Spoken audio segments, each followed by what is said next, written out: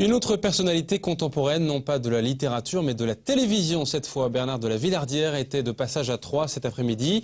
Le présentateur d'enquête exclusive sur M6 est allé à la rencontre des étudiants de l'ESC dans le cadre de ses conférences. Président de la société de production Ligne de Front, il a participé au lancement de France Info. Il a également officié sur RTL. Bernard de la Villardière est intervenu sur un thème d'actualité. People, crise, JT, l'information nous rend-elle bête?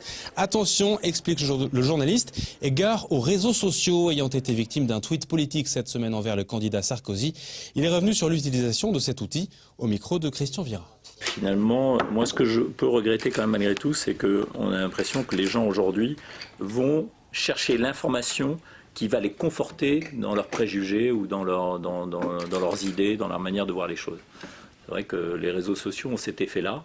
Ce qui fait qu'il n'y a pas de contradiction, il n'y a pas de confrontation à la réalité ou de vérification véritable des faits.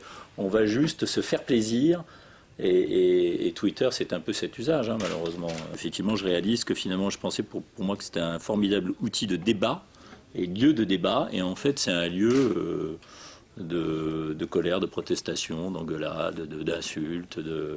Je schématise évidemment, et les choses très bien, mais malheureusement, voilà, on a l'impression que ceux qui participent de tout ça sont ceux qui sont plutôt des râleurs ou qui ont envie de faire passer des opinions à l'emporte-pièce. Évidemment que je suis un peu échaudé, bien sûr, parce que c'était notamment le tweet sur Nicolas Sarkozy était une opinion exprimée à chaud, et c'était un sentiment et pas une prise de position. À partir de là, on a dit « Ah bah oui, Bernard de la Villardière, il est anti-Sarkozy, c'est ridicule ». Aujourd'hui, on est à un moment où, évidemment, à quelques jours de l'élection présidentielle, les gens surréagissent et certains médias utilisent des tweets pour créer du buzz.